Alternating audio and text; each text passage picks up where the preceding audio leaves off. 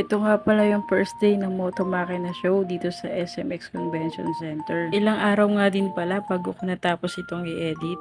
Kasi naging busy din talaga ako sa duty ko at sa pamamasada. Taon-taon nga ay may pa-event na ganito si Sir Zack. At talaga namang taon-taon din ay dinarayo ito ng mga motorista. Bakit maraming dumadayo at pumupunta? Kasi bukod sa 150 na entrance, ay discounted ka pa na 50% off kapag pinakita mo yung susi mo ay Honda. Bukod nga dyan, meron silang mga bagong launch na big bike at mga scooter na nasa merkato. And of course, meron nga sila mga model na nakabantay sa mga motor na pwede nyo lapitan para magpa-picture. Marami ring mga nakasale na naka-discount or promo para sa mga motor parts na kakailanganin ninyo sa inyong mga motor. Nandito nga pala ako ngayon sa Kobe booth. Kasi ilang oras na nga lang magsasarado na sila. Kaya hindi ko na pinalagpas ang buy one take one nila. Buti na nga lang din ay hindi ganun kahaba ang pila. Kaya may time pa ako para mag-ikot-ikot at makapamili ng mga kailanganin ko nga sa motor. Pag umabot ng 500 pesos ang binabili mo rito, ay may libre kang 2 spin sa roleta. Ito nga yung palibre nilang games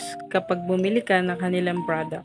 Ito nga pala yung itsura ng ticket. At eto naman yung mga pinamili ko. Gumawi na nga ako sa kabilang banda para pumila at maglaro sa roleta. Kaya nung maglalaro na ako ay bigla akong tinawag ni kuya para itabi yung mga gamit ko. Baka kasi mamaya ay makalimutan ko raw at iuwi na lang daw niya. Ang una ko nga nakuha dito ay ang Kobe Gear Oil. Pagkatapos ay nag-spin pa ako ng isa. Ang nakuha ko naman dito ay ang Kobe sticker nila. At kinuha na nga ni kuya ang autograph ko. Binabantayan ako dito ni kuya baka kasi mamaya pangalan daw niya yung maisulat ko. At inabot na nga rin niya yung Kobe Gear Oil at ang sticker. At nagpicture na nga kaming dalawa ni kuya para daw may alaala kaming dalawa na hindi namin malilimutan.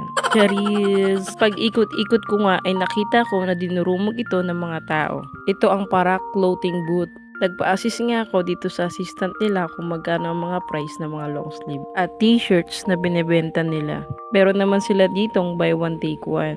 Kaso mukhang small lang ito at hindi ito kasya sa akin. Kaya ang kinuha ko ay tag 700 nila na long sleeve. Patapos ko nga pumili ng gusto kong design, ay kaagad na ako nagbayad sa cashier. At nagpasimpleng picture lang dito sa Gedli. At eto na nga yung pinamili ko. After ko nga bumili sa kanila ng long sleeve, ay meron silang palaro ng firing game. Kailangan mo lang naman ay tamaan yung pinakagitna para meron kang free long sleeve nila. At kung hindi mo naman matamaan ang pinakagitna nila, ay pwede ka pa rin manalo na consolation prize nila. Sayang, konti na lang ay pasok na sa gitna. Kaya naman ay pinagbigyan nila ulit ako ng isa pa. Kaso doon naman siya sumapol sa better luck next time. Kaya next year na lang ulit ako magbabaka sakali. Sa kabilang dako naman ay nandito ako sa JDO para bilhin ang pinapabili sa akin ni Papa. Sa mga oras na to ay umalis si Kuya para i-check kung available pa yung item. Buti na nga lang din daw ay nakahabol ako dahil ito na nga lang din ang available na air filter para sa Honda Click 125. Buti na lang ay sumakto ang mga naipon kong barya para dito sa mga pinamili ko. Kaya ang pag-iipon ng mga barya ay isang mahalaga.